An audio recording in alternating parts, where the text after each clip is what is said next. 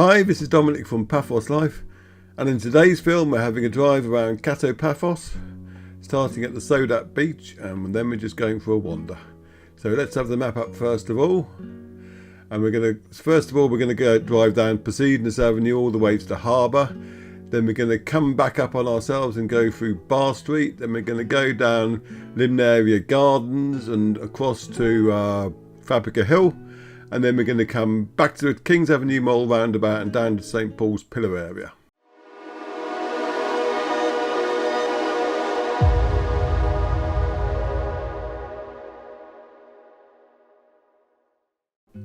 So we're starting off by leaving the SODAP Beach car park and the Antasia Beach Bar. There's the bottom part of the ever popular tower in front of us. And we're joining Poseidonus Avenue and heading past the Amavi Hotel on the left. And there's the Aloe Hotel on the right, or is it Aloe? As it's no longer a hotel, does it really matter? So there's the Amavi. That's an adults, a couples only hotel, I should say.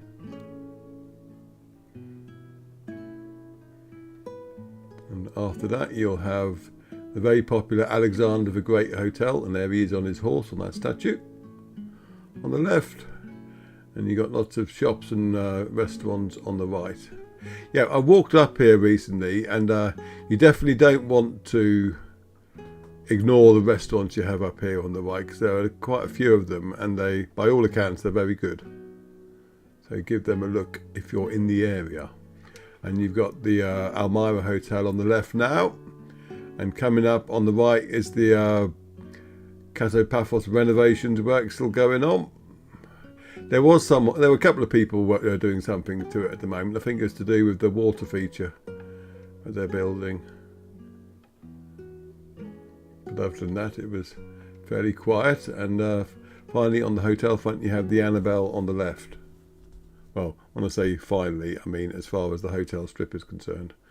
We will pass more places. So now we're heading down to the strip itself, the seafront rather. There's Pinguinos and Tea for Two just ahead. And there's the glorious seafront. They put out another layer of bollards here because too many people were parking there, and that's why one of them's flattened, I suppose. People keep asking why there are so many bollards about. That's why. Because if there weren't, people would be parking everywhere. Now we're turning left, and you got the M Boutique Hotel on the right there. Oh, I got a bit of a jam here. So while I'm waiting for this to get sorted out, I will go into marketing mode, I think. Subscribe to our channel if you like our films we do, and share them far and wide. The more people who see them, the more revenue we get, etc. And if you want to help us out financially, then you can go to our buymeacoffee.com/Paphos Live page, and you can chuck us a few coffees, and all contributions will be very gratefully appreciated. And if you want something back in return, then go to our Etsy shop at etsy.com/shop/Paphos Life. And there you can buy all sorts of Paphos memorabilia using photographs that we published. Calendars, phone covers, t-shirts, that sort of thing. Okay, and also follow us on Facebook or Paphos Life, and join our Paphos Chat Facebook group or the Cyprus Chat Facebook group if you want to chat for the whole of Cyprus. There you go, marketing over. And now we're coming to the seafront again, having gone behind it and past Papantonio's supermarket. You've got all the car parks on the right, it's all free parking there. And the lovely seafront on the left, leading up to a just as lovely harbour. It's a very beautiful area. Even the car park's beautiful. I've said that before. Nobody cares, but I do. And we're going to go up to the roundabout and come back. There's the mysterious clock tower. Each clock represents one of the 4 houses that they've got in the archaeological park. Though they don't work. The clocks, I mean.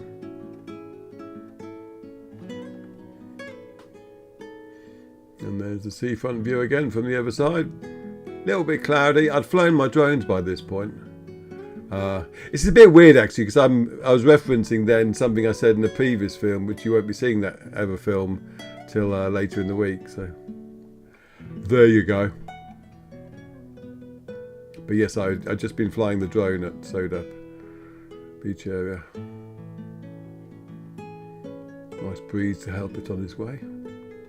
And I'm not going to go back past Paphos again though. I'm going to go up here and head for the St. Paul's pillar turning. Now, if you're on foot, you can take the actual signpost at St. Paul's pillar turning, because it's a one-way street, you cannot drive up it. However, it does provide a marker indicating where the turning for your car will be. See, there's the turning which you can follow if you're on foot to St. Paul's pillar. And if you're driving, you think, aha, okay, I remember what he said, I need to take the next turning after that, which is this one. If you want to see St. Paul's pillar and you're in a car, just park in this car park that's to our right. It's very rarely full.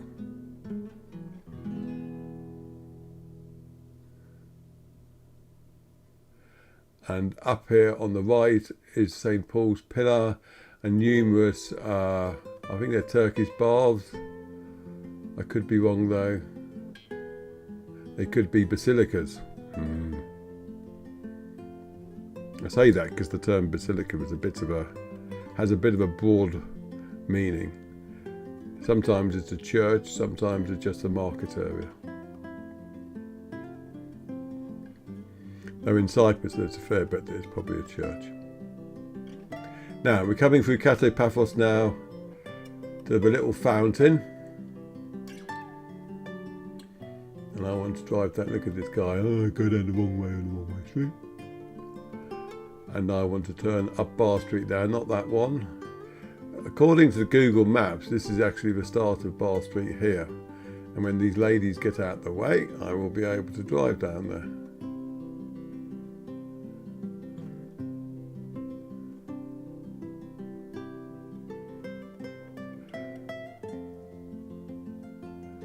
And this will lead on to the main part of Bar Street. Most of this is one way, by the way.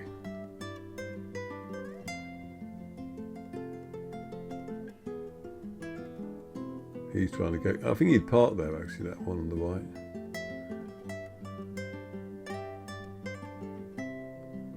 So this is the main drag, so to speak. You've got flares on the left and lots of takeaway joints around, which must get used quite a lot at night time. There's Bubbles on the right, Notorious, which is notoriously closed, and this is entering the rundown section now, which will hopefully being renovated at some point in the near future. And on the left is a new restaurant. And now we're through the rundown bit, and we're coming out at the other end, back at the Poseidonus Avenue renovation. And now we're going to be turning left and heading into Limnaria Gardens on the right here. There's the lodge. I think that's a steakhouse. Never been there myself, but whenever people say where's the best place in Paphos to get a steak, that's one of the places that always gets recommended.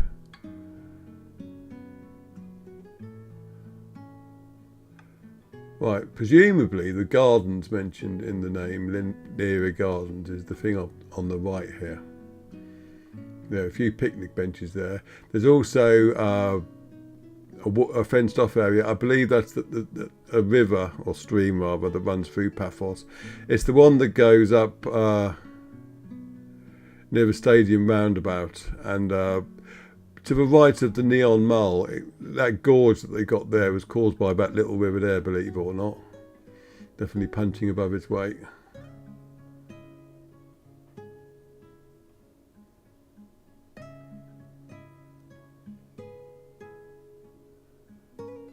Now we're trying to get our way back onto the main road. No point turning right there if you're going for a drive. It'll just take you to a dead end because you've got the dual carriageway to negotiate.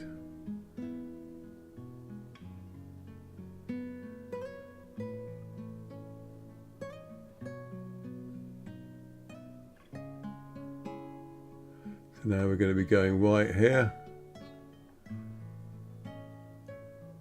And they could do with putting some bollards on this bit here, because people are always parking there despite the double yellow lines, and it's a pain.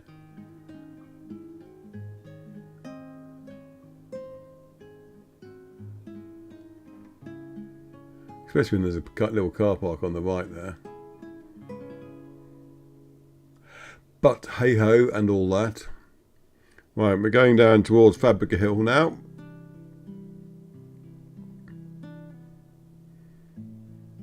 On the right there'll be the big main church soon enough.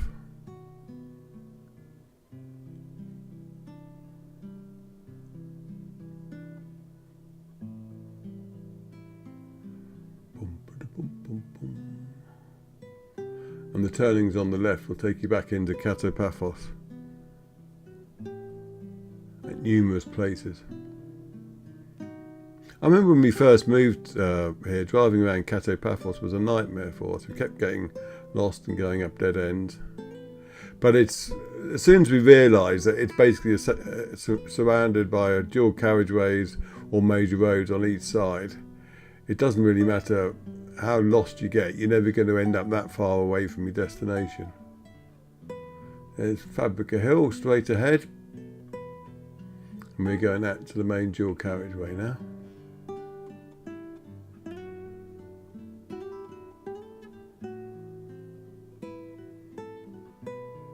Yeah, Fabrica Hill is worth exploring. The best place to park for it, I'll just highlight. Oh, now this is interesting actually. That red light there, I've left this bit in because when I was coming out of that junction, I was looking right, as you would do, because it's a one-way street being a dual carriageway. But if that light goes red as it did then, if you're not paying attention, you won't have registered that the car will have stopped. So if you're looking right and then you turn out onto the road, if you're not careful, you'll run straight into the back of a car that's stopped. So bear that in mind if you use that junction. Anyway, yes, where was I? Yeah. Best place to park, in my opinion, to get onto Fabrica Hill if you're driving is just up here on the right, not there, because that will give you access to the start of the walkway that goes over the road and up to the top of Fabrica Hill. You could also go for the catacombs here, but my favourite place would be to turn right just where that bus is now on there. Turn down there, and there are quite a few little parking spots there, and from there you can walk along the walkway and then you'll be at the top of Fabrica Hill, and you can either come down through the catacombs or the path that's by the outdoor theatre, or you can just come back the way you came. It's well worth exploring though, and doesn't cost anything either. Anyway, that's a nice drive around Kato Paphos. That little car park there on the left should be familiar as we just drove past it earlier on in the film. I'd like to say thank you very much for watching. Stay tuned for more films that are on their way. Oh, I've actually got a new GoPro camera as well, so look out for stuff with that. I mean, it won't be seeing the cold light of day for a few days yet, but it's on its way. And with that bombshell, I will say thank you again and take care. See you in the next film. Cheers.